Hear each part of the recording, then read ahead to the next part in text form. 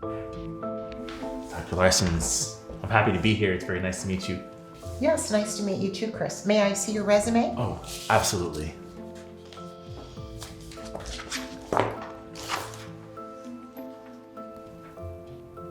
I see here that your grades look good and you've got some great references. Yes, ma'am. I actually studied with your colleague, Dr. Smith. Oh yes, Dan, he's a fun one. Yeah, he's great. He's actually the person who inspired me to apply for this school. Well, this is one of the best pediatric programs in the country. Yeah, I've heard. So, Mr. Edmonton, how old are you? I'm 30 now. You're one of the oldest applicants we've ever had in this program. I'm aware.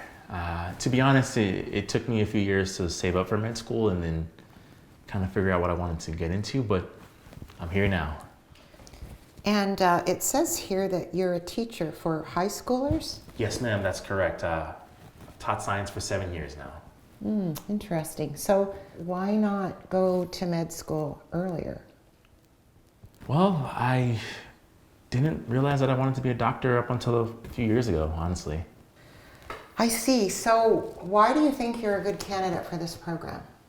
Well, Dr. Larson, I work harder than anyone I know. I put 100% of effort into everything I do. You see, growing up, I came from a really rough home. I moved out when I was 16 years old with my younger brother, and I worked really hard to take care of both of us. I studied science for years, and you know, I believe in putting hard work into everything you do, and that's why I applied for here. Listen, Chris, I don't know how to say this lightly. I'm not sure that a teacher is a good fit for being a doctor. I mean, with all due respect, Dr. Larson, being a teacher is more than drafting up lessons plans and giving lectures. Well, Chris, that might be the case, but I just don't think that being a teacher is a good fit. I mean, this is a difficult career. Perhaps you should consider a different career choice for yourself. My path to getting a med school interview hasn't been easy. I worked as a teacher for years. I mean, I knew this interview would be rough, but I didn't know it'd be this rough. Dr. Larson, I know on the surface I may seem like a high school teacher with a poor background, but I've seen my students come into my classroom and leave feeling encouraged and wanting to be more successful.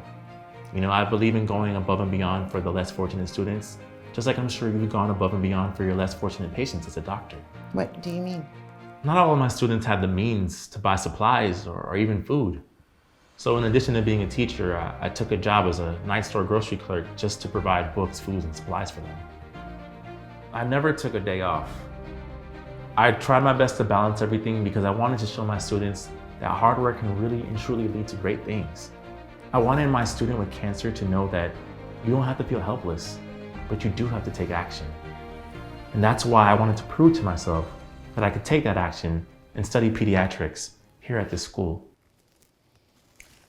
You know what? I was a troubled student growing up. I barely made it through school. I almost dropped out. It wasn't until a favorite teacher of mine, Mr. Brown, he took time to really encourage me and talk to me, and he inspired me to work hard and get a scholarship to go to school, and later on end up at this very medical school. You must be very proud. I am. And you know what, Chris? I'm proud of you. You've shown me that you have what it takes to overcome obstacles. I'm feeling like I underestimated you. Mr. Edmonton, welcome to being a doctoral candidate at this college. Thank you so much, Dr. Larson. I really appreciate this, and I promise you, you will not regret it. Well, you've got a lot of work to do, so let's get to it. Absolutely. Thank you again. That day changed my life forever. I realized that if you have dreams, it's up to you to see them through.